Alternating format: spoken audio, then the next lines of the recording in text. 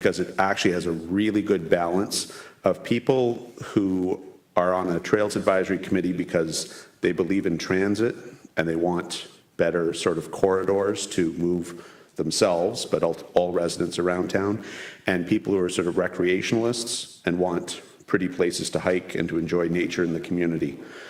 And really, I think the best possible Trails Advisory Committees do both. It's very easy for them to become entirely oriented one way or the other, and that is not the fault or flaw of this particular community. And I hope that leads to better advice to you ultimately. So earlier this year in February, the Chief Administrative Officer presented a report to this council, which you adopted, and it identified 12 potential trails, future trails for this community. And they're in all parts of town, north, south, east, west, and they run both north, south, and east, west, which are both really useful attributes, frankly. So that was an excellent starting base because it really mapped out some of what is possible. And the committee took that as a starting point and then went out and did some site visits and sort of looked at, there are two that we couldn't physically access. But we looked at the rest of them in the flesh and then sort of had some really good debate and discussion about where to start and what would be possible. And from that, we get to our specific recommendations to you this evening.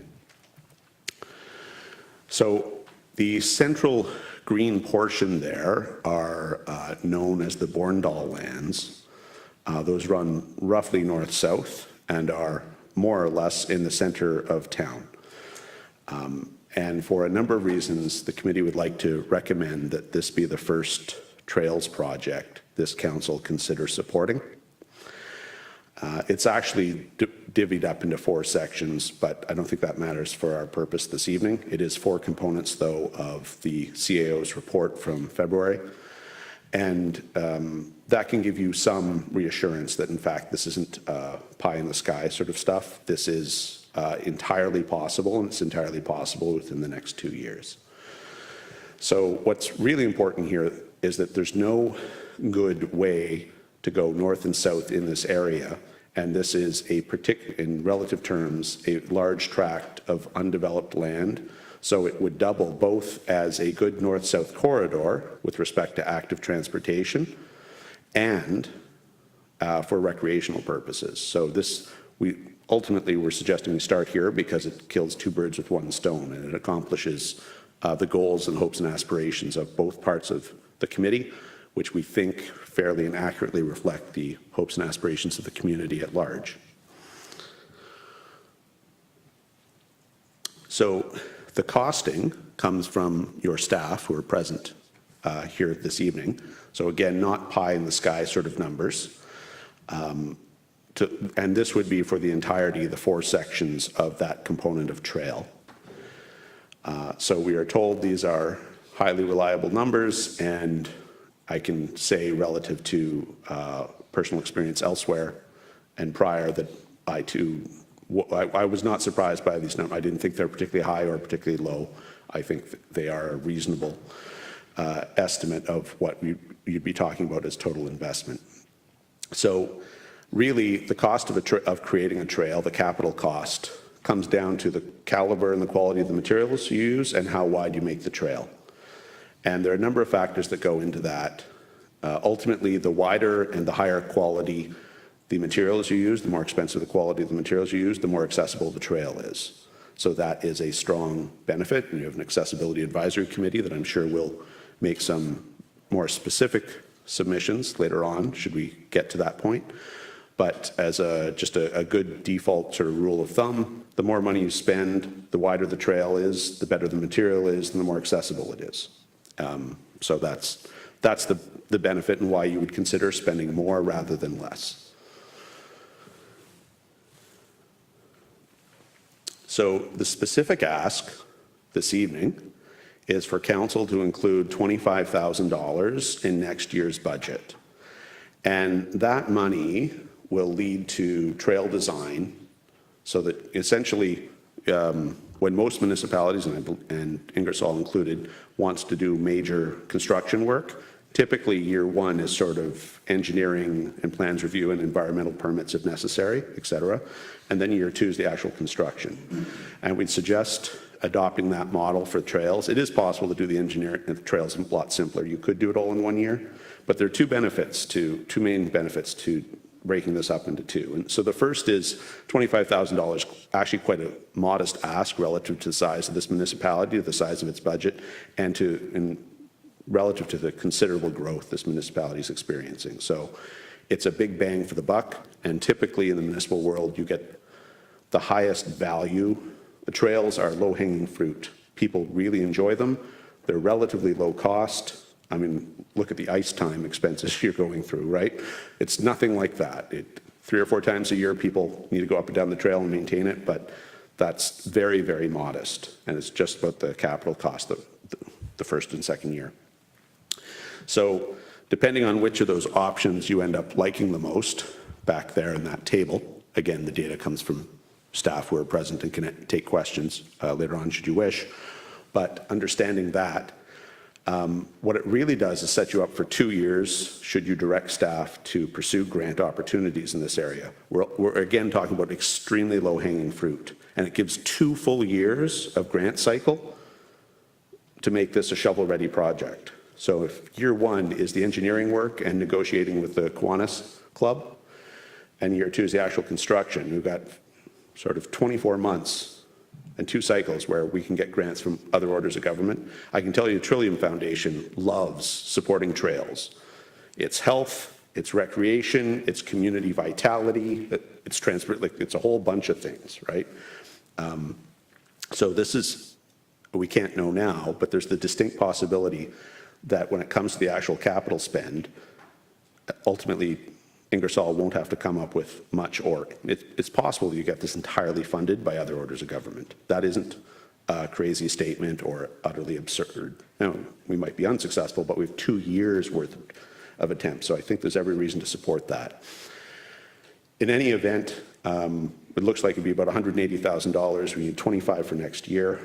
And the 25, of course, would be the town's contribution. You get the engineering, the negotiations done in year one. Hopefully we get grants next year, but if not, we still have time in 2025 to get grants for that year for construction in that year. So with that being said, the other good reason to start with this project is the Kiwanis Club, which I am not a member of, but you do have access to through our council representative. We understand that they may well be very open to a formal approach. So that would require direction from council and a formal motion from council, and you would defer that either to your CAO or your council rep or some combination thereof, however you govern yourselves.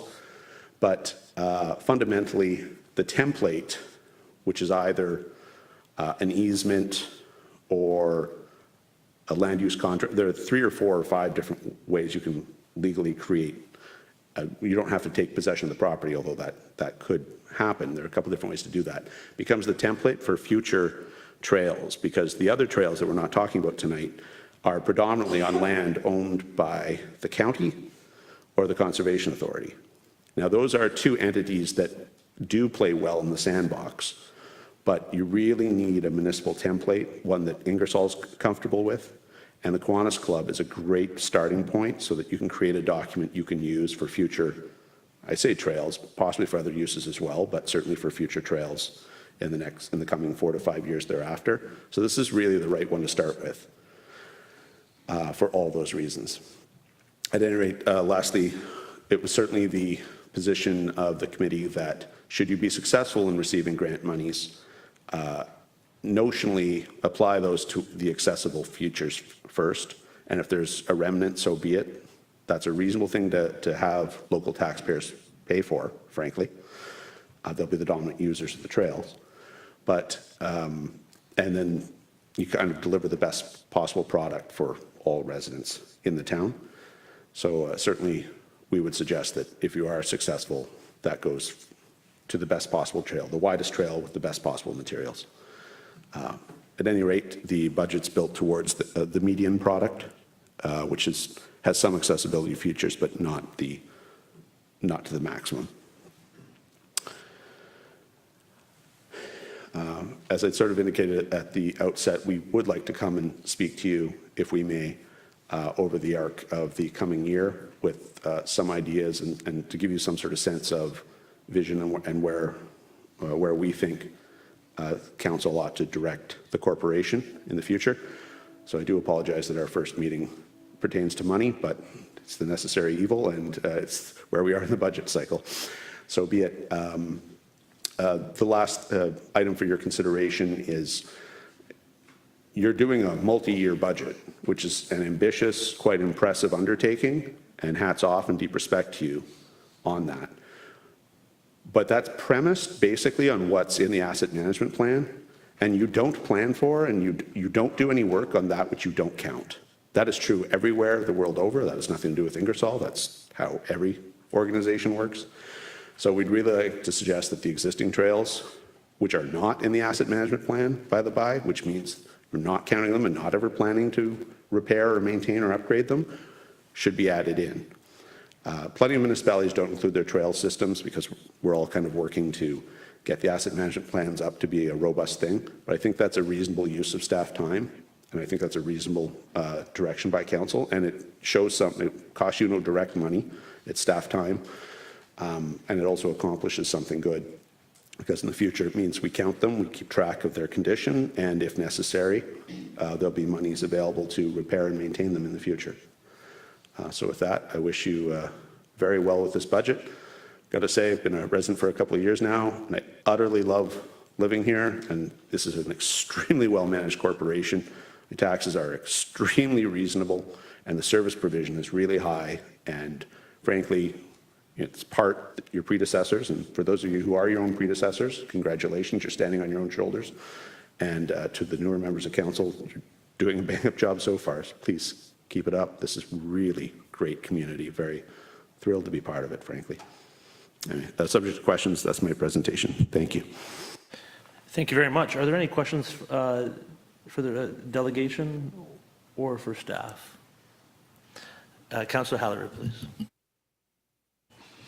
Thank you so much for your presentation. I was curious when I saw the discussion around the collaboration. I was just wondering where accessibility committee comes in, where you can work together before a final budget figure maybe makes sense. Because I know with them there is this notion that the rules and the standards increase over time.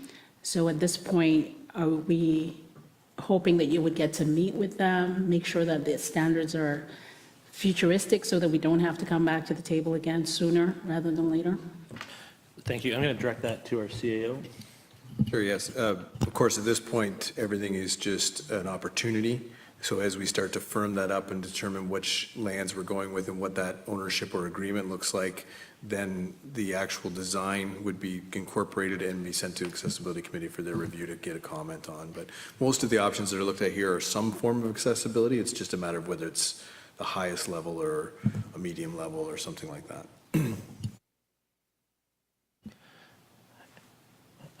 Councillor Hudson, please. Hi, Dave. Thanks for your presentation. You mentioned you had hope for some monetary means being set aside in the asset management plan. Do you have a number in mind that you think would be suitable, or what are your thoughts? So I don't with respect to how we should value the existing trails, but frankly, you've got the skill and capacity on staff already. It's a relatively simple exercise to put a valuation on the existing trails. What's really important is that it gets counted at all. In the spring, walking towards the dog park and big ruts in the trail, and no one thinking about that because it's not one of the things that's being counted, right? And so fundamentally, that's something that can be addressed or can be fixed internally. But as far as a specific number, no idea. But it is an existing asset. It does have liability implications if there's no maintenance. It's a very low threshold, or I guess said the other way, it's a very high threshold for someone to successfully litigates the municipality for a poorly maintained trail, sort of use at your own risk. But that doesn't allow a property owner, in this case the municipality, to do absolutely no maintenance. And so you certainly want that to be something we're cognitive of and aware of. And whatever the numbers are, will be, it's infinitely lower than maintaining a street, because it doesn't have to be maintained to that same standard. It's a lot narrower. It doesn't have to be done nearly as often. And it doesn't take as much weight. I mean, streets wear down because of heavy trucks, really, primarily. And you won't ever have those on a recreational trail. So it's a much more modest number, so, which is the other reason it's a relatively modest ask. Anyway, thank you for the question. Thank you. Any further questions? Councillor Hughes, please. Thank you. Through you, Mayor. Actually, that was going to be a couple of my questions, was the repair and maintenance of existing. I know we're just referencing an email received about an hour ago, a half hour ago, regarding the condition of the existing trails. So that was going to be one of my questions, but that's been answered or will be answered in the future. Now, when we go to when this is finished, I don't know what the policy is for clearing an accessible trail in the winter. Would that have to be counted in to the budget as well, to have those snow plowed so it's safe? So just to jump in there, that would be a decision of council on the level of service that we'd like to provide. So we'd have to, that would be a recommendation of staff and future budget talks. That's all I got. Great presentation. Thank you. Any further questions? Yes, Councillor Halleran, please. Sorry. I'm just looking at the map. Is Harry's View considered like the cheese museum? Is it, I don't see that on the map, and is that section 1? Because there's no section 1 here. No, that's not what we're suggesting as being the starting point for the expanded or enhanced trail system at all. That would, trails there would come in subsequent years. Okay. What I would commend you to your CAO's report back in February. It was quite well, it was pretty comprehensive and quite well put together. And that does show all the sort of various options, some of which are dependent upon development of a golf course and also an employer and an industrial concern. So there are too many variables there, I think, for any council to be able to make any reasonable decision with any certainty at this point in time. Whereas this is already known, either the lands are either owned by the municipality or owned by a local service club. And this is eminently doable. This is not extremely ambitious. It will take some work. It'll take about 2 years to get done. But this is entirely doable by this community as a good starting point. So the ones over by the, roughly in the southeast are not where we're suggesting we start. We'd like to get to those, but we think because we'd like to get a win. In 2 years, during your term of council, you could deliver this with a little bit of, with some effort, with staff time and talent, and possibly with some investment, but hopefully not. So are we able to get a snapshot as to the phased out for all the trail possibilities in Ingersoll? Say, because I do know a lot of people are concerned about the trail to the Cheese Museum. We use it a lot for so much traffic. And I feel like that was a short, like a short. So is there, if this is a multi-year budget we're doing over 4 years, is there a section of town that comes maybe next for the trails and then another town that we could maybe? So I'll jump in there. And again, I'll reference the previous referenced master plan that our CAO brought forward. It lays out the long-term vision. The recommendation from from the committee is to focus on this section here. Just over this that, section. right at this time. So, but that's the council's discretion and can certainly be explored if, again, we set service level. So if we want to elevate that time frame, that's certainly up to council's purview. So we can certainly explore that if that's what council would like. Councillor Van Kooten-Bosens, please. Thanks, David, for being here tonight. I think where you're going, Councillor Hellerue, it's not a problem. Again, that's why we're suggesting as a committee that an audit be done so that we can go and check out all of the trails that are out there. The committee has talked about all the trails. The committee has talked about these ones that are coming in, and if you haven't read through our CAO's report, maybe we can get that sent out to all of council again, just so that it helps to refresh their memory. We had to have it as a committee again, and we've talked about all of that as well, but I think doing the audit maybe in 2024 might be the way to do it, and I don't know if Kyle's put it in. I honestly haven't had a chance to look at that and see whether it was in there or not, but I think that if we did that, then we'd have a better idea of where those trails are at that already exist, and what do we need to make sure that they are where they're at. But this is just something to really spearhead, like David said. It got everybody excited around the table. Great committee to work with. They're really interactive with each other and talking about everything. And there was talk about bringing it to the accessibility committee once we got further along. So we are wanting, you know, the accessibility's comments as well on stuff. So know that it's coming, and it just, unfortunately, we needed to get it to here so that we can get that ask in. So, but thank you, David. I think you really expressed everybody's viewpoints through this presentation. I think it was really well done. Thank you. Thank you, Rochelle. Thank you. Excellent. If there's any more questions? Well, thank you very much for your presentation, and thank you for the committee's work. Thank you. I have a motion that Council of the Corporation of the Town of Ingersoll receive the presentation by David Cribbs, Chair of the Ingersoll Recreation Trails Committee regarding trail development as information. Can I have a mover for that? Councillor Van Kootenbossen and a seconder. Councillor Hughes. Discussion? Seeing none, all those in favor? That is carried.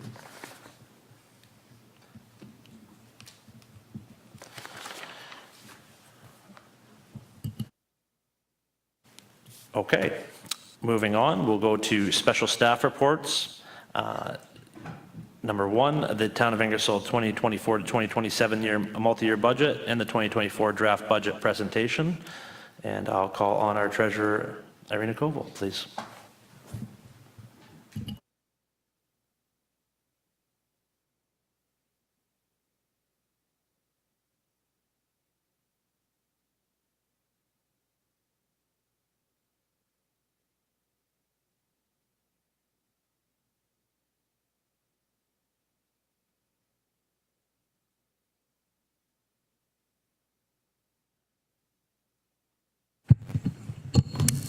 Thank you, Mr. Mayor. Tonight, we'd like to present our first draft of the multi-year budget for the town of Ingersoll. Tonight's presentation is intended to give council an overview of the multi-year budget and also provide some more information, more detailed information pertaining to the 2024 operating and capital budgets. Again, so the agenda is just to look at the multi-year budget process, what's involved, quick overview of the multi-year operating and capital budgets, a little bit more detail about the 2024 budget, and also looking at our future meetings as they pertain related to the budget. So commencing 2024 budget year, the town of Ingersoll is adopting its first multi-year budget that will span over 4 years. So we're looking at 2024 through 2027. So the budget for the fiscal year, so we'll be adopting the budget for 2024 fiscal year and projections for 2025 through 2027. So just understanding the multi-year budget, it is authorized by the Municipal Act. So the municipalities have option to adopt budgets for 2 or to 5 years. So the town of Ingersoll opted for a 4-year budget period. It was approved by council in August of this year. So the council will approve budgets for the next 4 years that are subject to annual readoption. So it's not set in stone. So 2024 will be adopted for the 2024 fiscal year. However, 2025 through 2027 are subject to readoption every year. And the last year of multi-year budget is subject to reconfirmation by the new term of council. So the benefits of multi-year budgeting is obviously it provides financial stability by forecasting our revenues and expenses over several years that will allow municipality, the town to plan for infrastructure needs, levels of service and capital projects. And it also aligns with council strategic objectives. So looking at the process, so we began process in the summer of 2023. So as you know, we've collaborated with the County of Oxford and area municipalities, and we participated in 2024 Community Budget Survey. The results of the survey are presented in the budget package that staff distributed for council and public review. And also departments worked hard to on their submissions, and we also have done all our preliminary reviews of the submissions. So tonight, October 30th, is our first presentation of the multi-year budget that will follow by 3 other meetings, 1 in November and 2 in December, when we will overview the capital budget, the operating budget, and with hopes to adopt the budget in December of 2023. So it's not only the first year of multi-year budgeting, it's also the first year when we will adopt the budget in December. So we are hoping to see that happening. So the budget priorities, it's improved levels of service. So in the past, we were maintaining our levels of service, and now we're looking at improving, particularly in public works area. So we're looking at snow plowing our streets and sidewalks. We're also looking at improved levels of service in the community services at our Victoria Park Community Center, Fusion Center, parks, and also corporate services. Just improving transparency and accountability. Minimize tax rate impacts and manage affordability. It's our foremost priority of the municipality. The budget is aligned with council strategic priorities. We are not looking at new debt. We're not looking at acquiring new debt for any of our construction projects, with exception of multi-recreational use facility. We're managing reserve funds. We continue building them and utilizing them for investing in our infrastructure and closing our infrastructure gap, and also risk mitigation. As a municipality with large assessment base, like industrial assessment base, we are open for things like tax appeals, and they could be substantial. So we're looking at that too. So some of the challenges is high inflation, and it's unfortunately exceeding our revenue growth. We continue to see supply chain disruptions, so we foresee it continuing to the next year, unfortunately, as well. Low government funding. So as municipality, the town of Ingersoll is financially stable municipality, and to receive government funding, we have faced some challenges because we are so well off. So we are not the priority, unfortunately. We continue receiving our federal gas tax revenue, and Ontario infrastructure funding, but that's about it, and OMPF, but it has been declining year over year. That's not a significant source of revenue for us, unfortunately, no longer. So limited number of revenue sources. Again, the taxation is our largest source of revenue. We are limited to where and how we attract revenue into the municipality, with user fees being the next largest source. And competitive labor market, it's been an ongoing issue, not just for the municipalities, for everyone, for industries in Canada and Ontario. And of course, large tax appeals. So looking at the multi-year budget over the next 4 years, the budget as is before you tonight proposes an average annual tax levy increase of 4.5%. So it's an average over 4 years, with 4.9 proposed for the 2024 fiscal year. Again, as I mentioned, the sources of revenue, tax levy is being the largest source.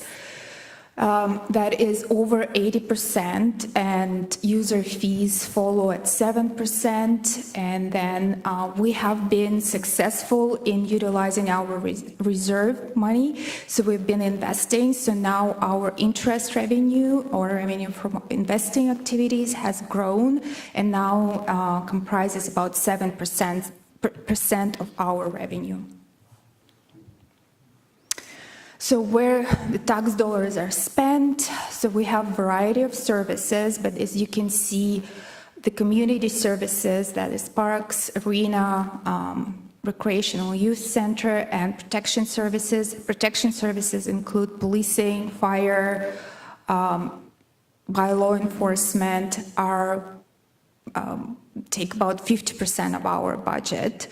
Followed by corporate and transportation services. So some of the highlights we'd like to bring council attention to is that we continue investing into the public safety. So the police, fire, bylaw is about $16.6 million over the next 4 years.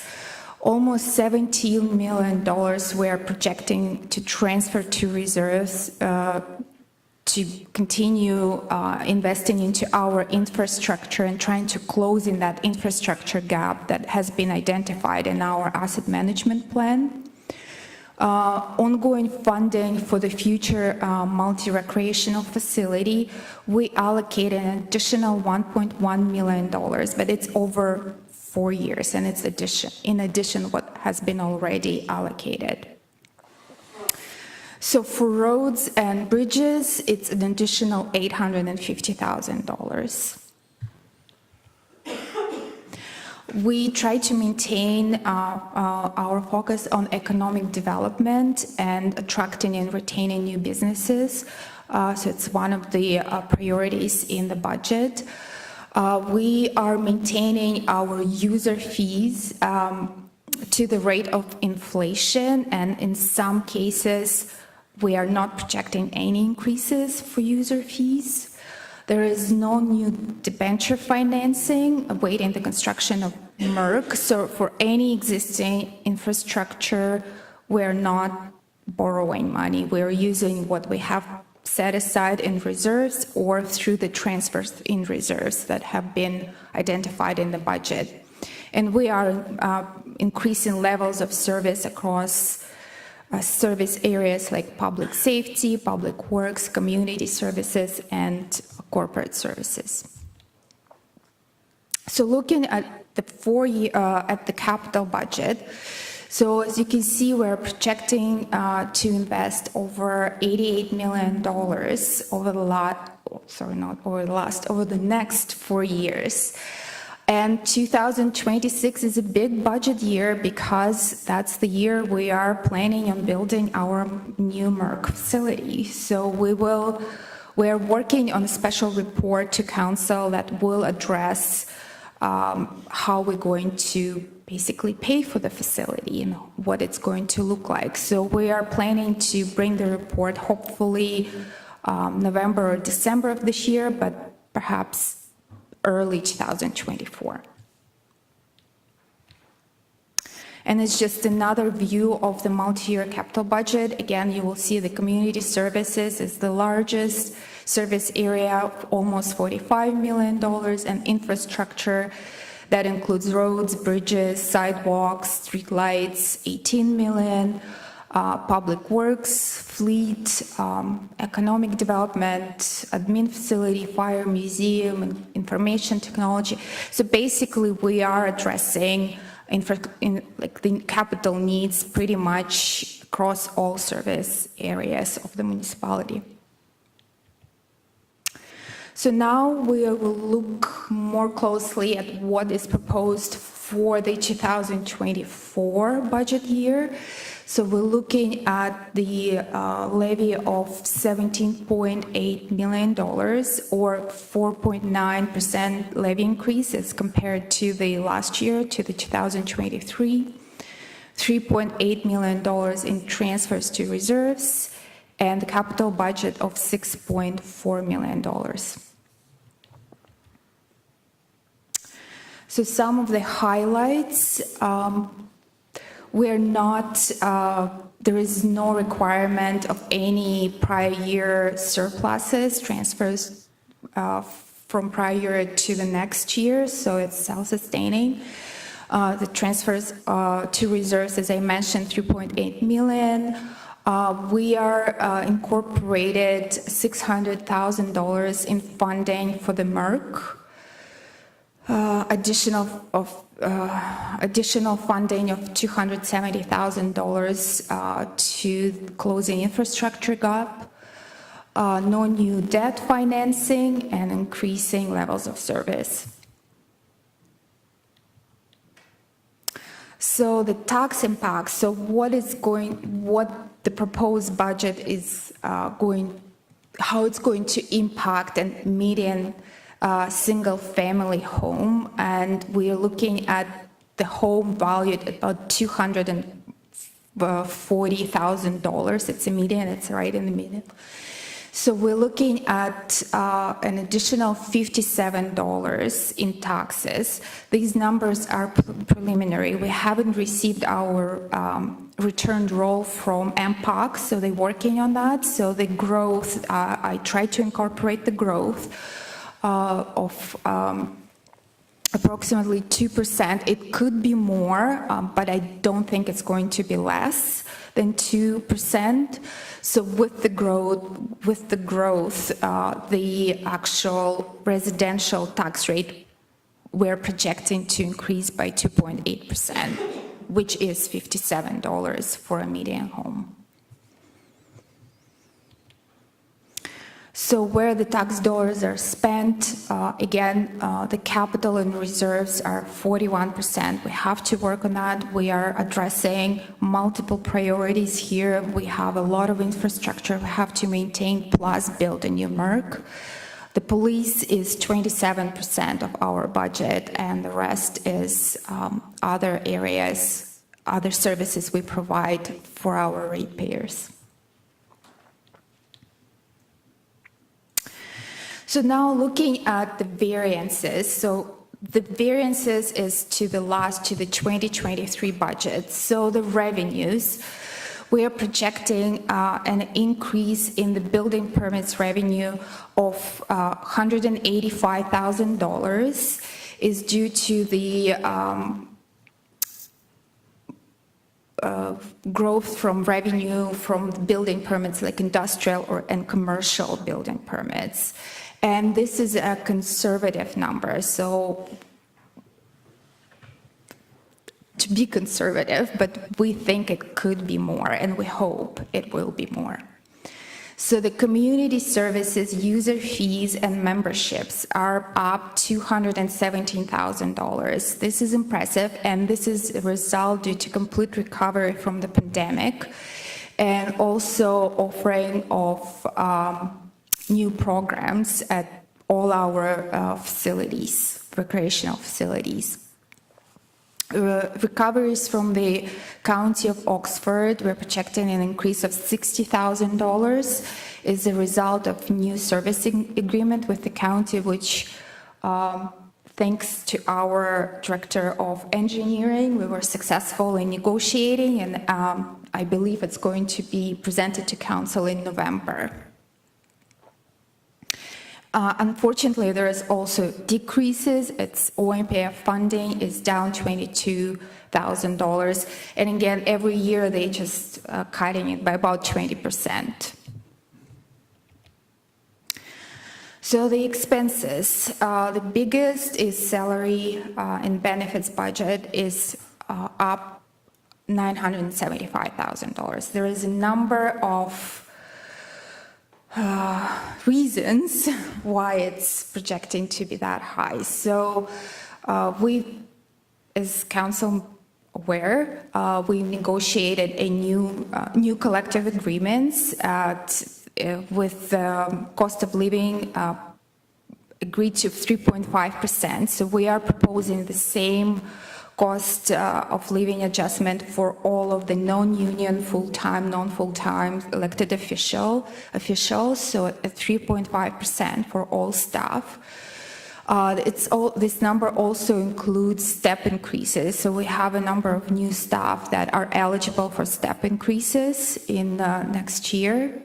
There's also minimum wage increases that were mandated by the province, and we have again number of staff, part-time staff that are paid minimum wage. Group health insurance is up about 7%, its projections again, so hopefully we will receive our renewal in the next couple weeks and we can refine that number.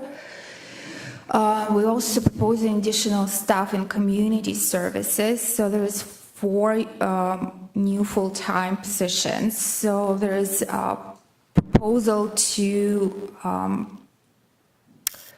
have a new full-time front desk staff at the VPCC.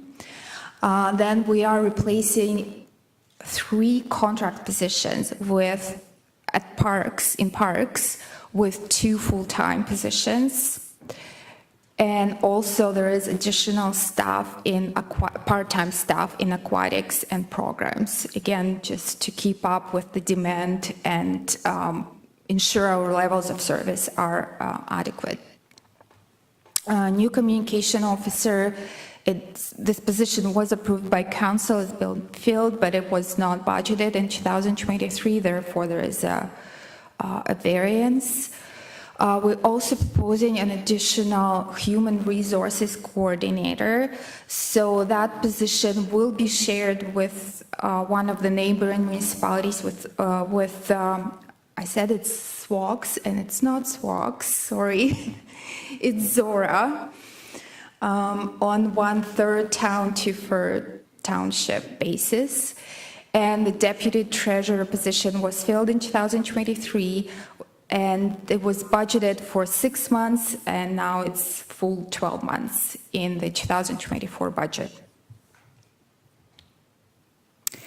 So other operating expenditures are up 85%. So there is some changes in how Microsoft Office sells licensing, so we've incorporated that into the budget. So before it was in our capital budget, now it's in our operating budget. So new emergency reporting software for the fire department, some new equipment for public works, park services, and again, new equipment for Victoria Park Community Services, and we just incorporate generally, just inflation was high, so everything is more expensive. And Youth Center proposed some new furniture, TV for that facility, and new furniture for the museum. Insurance expenses are up 61%. Again, this is preliminary. 61,000, sorry.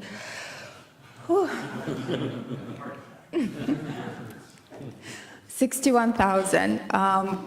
which is about 10%. We're waiting on our renewal from Intact, so hopefully it is within the 10%, but if we hear anything different, we will incorporate it into the next draft. So program expenses are almost $60,000. Again, it's we are proposing budgets for the two committees, $5,000 each. For the Accessibility Advisory Committee and Diversity, so it's $5,010 in total. Safe cycling budget is a little bit of an increase from last year. And aquatic staff recertification is also quite expensive. And professional fees, $53,000. The main impact is from the downtown revitalization plan that's proposed in the economic development budget. I believe it's $50,000, the estimate. Equipment, building, $86,000 increase. Contracted services are down $25,000. So there is a number of factors. So we are ending our sidewalk plow contract, and now everything will be plowed by staff. It will be done in-house because we've purchased a second sidewalk plow tractor, so we are able to do it all in-house. There is no longer need for the professional engineering services because we have filled the position of the town engineer. And there's also, we are proposing a master plan for the museum, just to look at what the vision for the museum going forward. However, we're proposing to fund this project from our modernization reserve. So there is a corresponding transfer from reserve. OPP contract, it's good news. It's a decrease of $127,000, and we paid off our LED streetlight project. It's fully paid for in 2023, so it's savings of almost $210,000. So the capital budget is $6.4 million. It's a little bit of a decrease compared to last year, but there is quite a few projects have been carried forward because of the number of factors, but that incorporates the carry forward projects as well. It's just a different view of the capital budget. As you can see, the roads and facilities are the two main areas. Again, fleet, equipment, sport fields, bridges, sidewalks, signs. So we basically are trying to address every infrastructure we own and renew every area. And looking at debt, no due debt proposed for 2024, and at the end of 2024, outstanding debt will be less than $1 million, $936,000. And what's next? The next are three more meetings. Exciting. So, and that concludes my presentation, and I will be more than happy to answer any questions that council may have. Thank you very much for a very well put together presentation and lots of information. Since we will be deliberating both the operating budget and the capital budget at further meetings, what I'll suggest is if there's any questions of clarification of this report, we'll entertain those. And then if you have further, since we just got the documents, if council or the public has further questions, just put those together and then they can be forwarded to Irina, and then she can put those, get answers for everybody. But if there is any questions of clarification on this report from council? Seeing none. Excellent. Excellent. I'm sure there'll be some to come later, but again, it's a large document, but it's a great presentation. There's lots in this. I think from, do you want to, we'll get a motion on the floor here first, and then we'll talk about that. I'll follow the old rules. I'll put a motion forward that Council of the Corporation of the Town of Ingersoll receive the draft 2024-2027 multi-year budget as information. Mover for that, Councillor Halleru. Seconder, Councillor Hudson. Discussion. Well, I'll certainly start off. I think that, we're all involved in different organizations, and I can say that as much as 4.9% may seem high to some, I think we're in an excellent position here. We're increasing level of service. We're at a very good starting point. We're hearing rumors of double digits in a variety of places. As we come out of the pandemic, fully the challenges become real. So I'm super pleased we have a good place to start, and I thank staff for all the work that they've gotten this far, and hopefully we'll support that work going forward. There'll be some changes, there'll be some good discussion, but again, I think we're in a great spot to start with, and it's exciting to see those plans for the longer term as well take place. I think that, we don't get to see the budget before the public does. It's a staff initiative, and to see that that planning take place, to see that the MERC is identified, it's a real possibility of happening, which is part of our strategic plan that we've directed staff to do, but sometimes it seems impossible. So it's good to see that staff is working on that, and it can become a reality. That's what we're asked to do from the community. So that's a huge one. And again, there's going to be lots more coming out of that. So any other comments? Councillor Van Couten-Boston.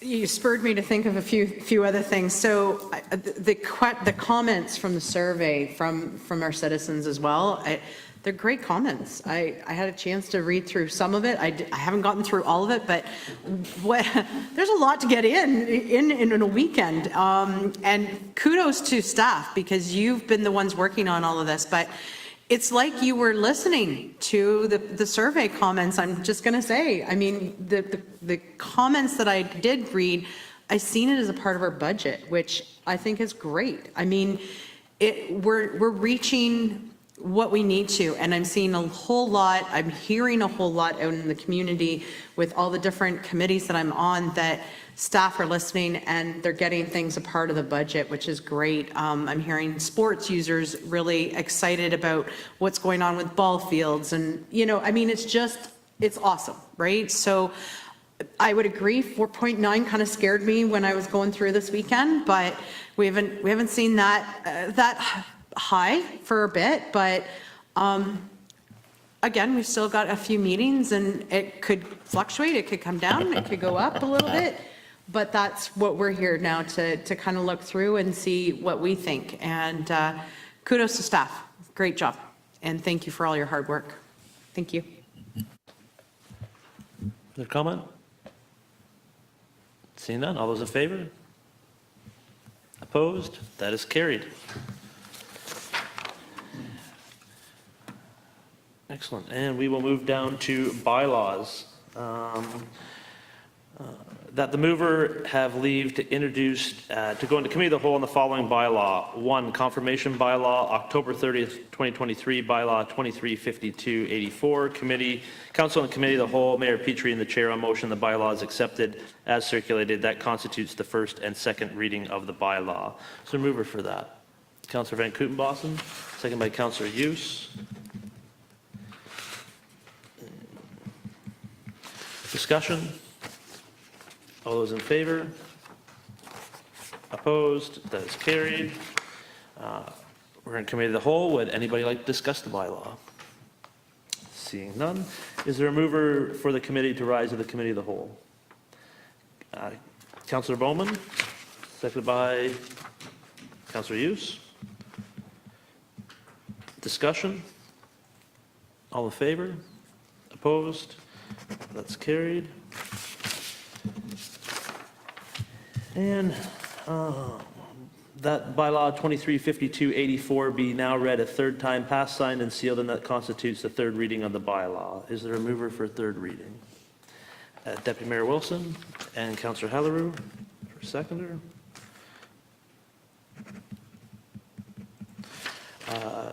All those in favor? Opposed? That is carried. And with that, we will now head into a closed meeting. That council do now go into a closed meeting at 6:56 PM pursuant to Section 239(2) of the Municipal Act 2001 as amended to discuss the following matters. 1, closed session minutes, October 10th, 2023. 2, S239(2)K, a possible plan, procedure, criteria, or instruction to be applied to any negotiation carried on or to be carried on by or on behalf of the municipality or local board, larger industrial tax appeal strategy. Mover for going into closed, Deputy Mayor, and second by Councillor Van Kootenbossens. Discussion. All those in favor? Opposed? That is carried. Thank you very much, staff.